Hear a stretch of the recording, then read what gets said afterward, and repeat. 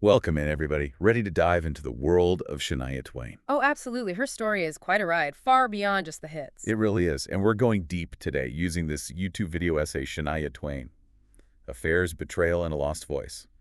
Pretty dramatic title, huh? It sets the stage perfectly, though. We're going to uncover how she dealt with some really tough stuff, personally and professionally, and became this icon of, resilience. Exactly. You know the songs, but the backstory. Oh, man.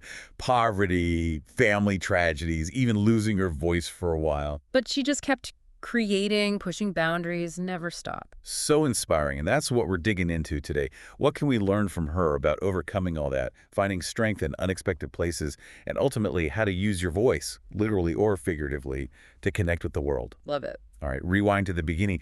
Shania wasn't born, with a microphone in hand. She started in Timmins, Ontario, pretty humble. Born Eileen Regina Edwards, her early life was rough. Yeah, the essay doesn't sugarcoat it. Poverty, an abusive home. Wow. Music was her escape, literally. Imagine performing on countertops at 3 years old. Wow, 3 years old, already drawn to music. By 8, she's sneaking into bars to sing, think about that, school, McDonald's shifts, then gigs until 1 a.m. Talk about work ethic. That's ingrained in her from the start. And it carries her far. But then at 22, bam, tragedy hits. Both parents die in a car crash. Devastating, and then to have to raise her siblings on top of it all. Exactly. But she did put her own dreams aside for 5 years, family first. Speaks volumes about her. It does. Responsibility, selflessness, incredible. But that musing fire, it didn't go out. Eventually, she's got a record deal, Nashville bound. Debut album, though, not exactly a smash hit. Flopped, actually.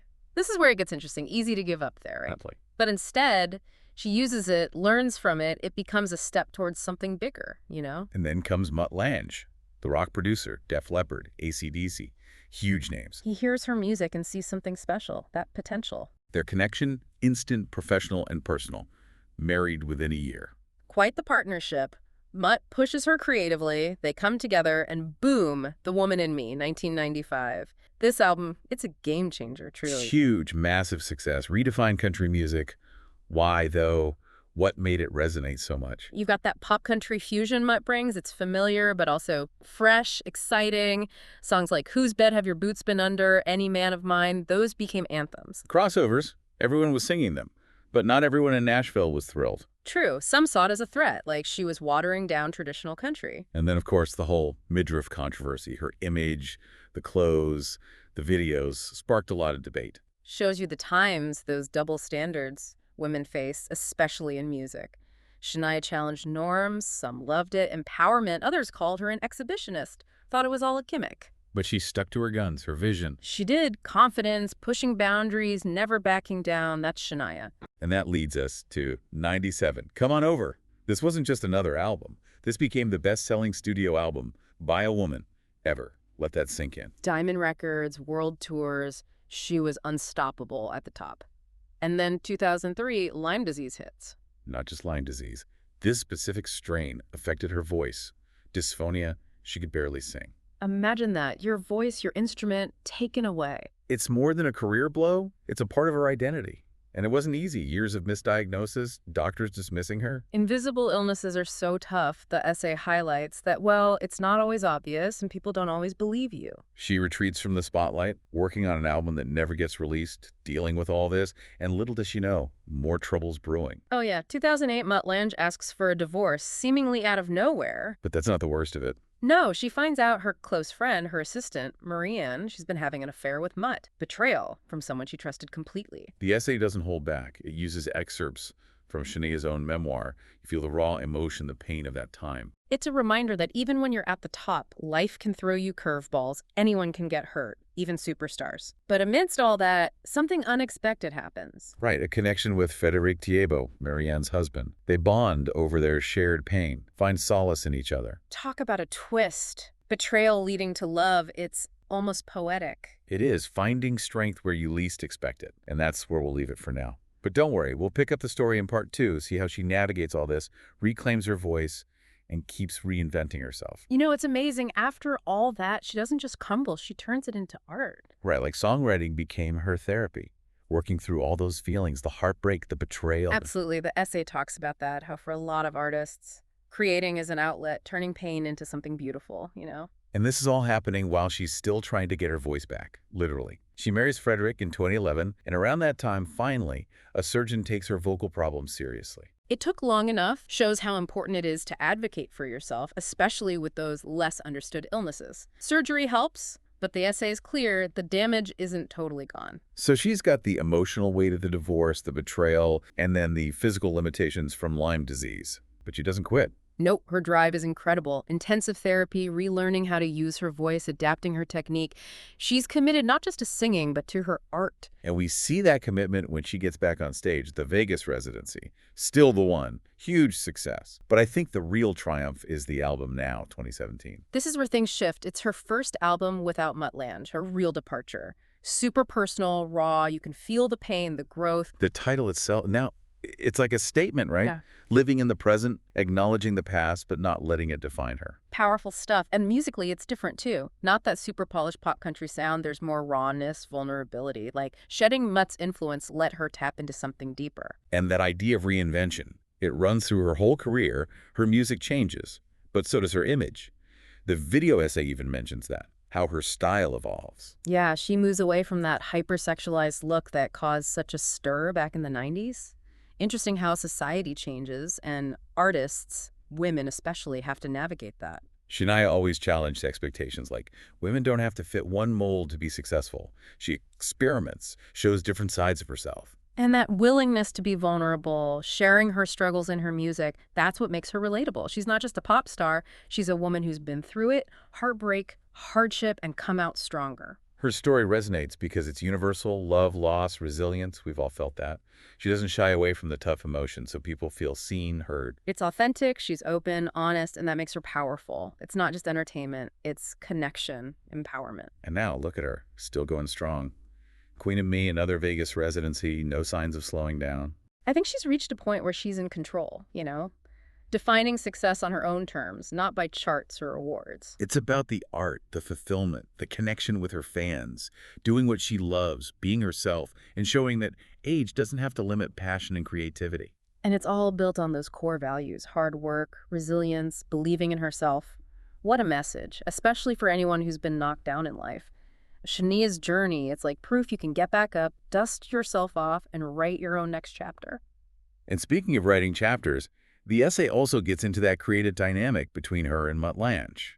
There's no denying his impact, but it does make you think about collaboration, who controls the art. Right, Mutt's style, all that polish, the pop influence, it definitely shaped her sound. Some said it took away from the country, others loved how he blended genres. Tough balance, collaborating, but keeping your own voice, your vision. Makes you wonder how her music might have been different if they hadn't met. We'll never know, but what's clear is she took ownership of her art in the end. Now proves that it's hers without Mutt, and it shows how much she'd grown as a songwriter. Exactly. She wasn't just a puppet.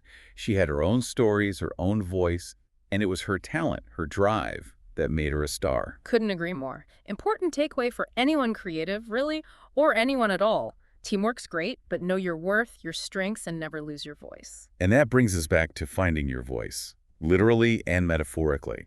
From singing as a kid to overcoming Lyme disease, Shania's journey is all about resilience. It's overcoming obstacles, pushing boundaries, refusing to be silenced, finding your voice, using it to connect, inspire, empower others, something we all can learn from no matter what we're facing. So as we wrap up this part, I want to leave you with a question to think about. What does finding your voice mean to you?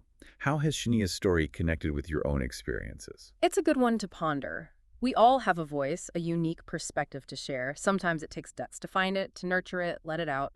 But like Shania shows us, it's worth it. It's pretty amazing how she keeps proving people wrong. Reinvention's a lifelong thing, not a one-time deal.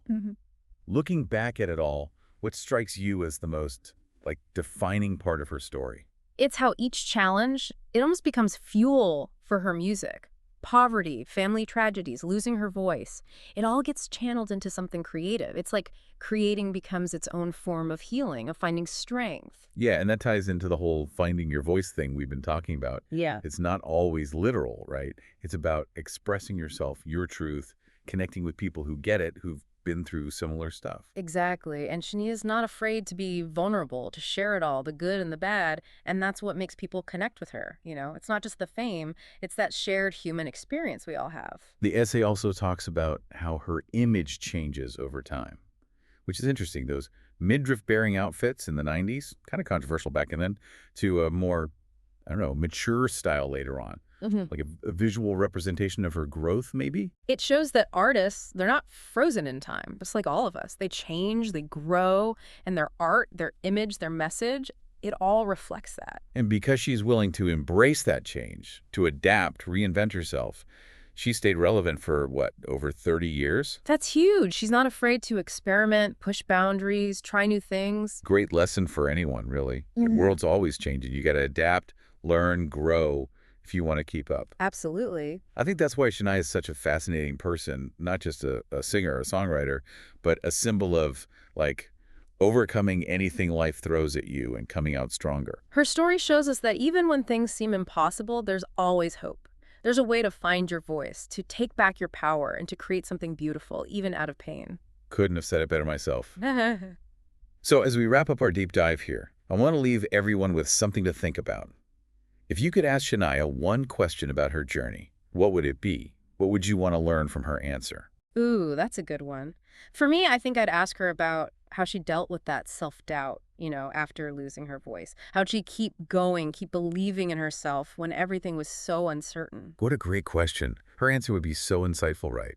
About resilience, about self-belief, about having the courage to chase your dreams even when the path is unclear. Yeah, it'd be a reminder that even someone like Shania Twain, she has those moments of vulnerability too, but it's how you handle them that makes you who you are and that inspires others. So take a moment, think about it. What would you ask Shania? What wisdom could you gain from her incredible journey? And maybe, just maybe, by thinking about her story, you'll find some inspiration for your own life, to face your own challenges, find your own strength, and discover your own unique voice in the world. Beautifully said. Thanks for joining us on this deep dive into the world of Shania Twain. We hope it's given you some things to think about, sparked your curiosity, and maybe even left you feeling a little more empowered to embrace your own journey. Until next time, keep exploring, keep learning, and keep the music playing.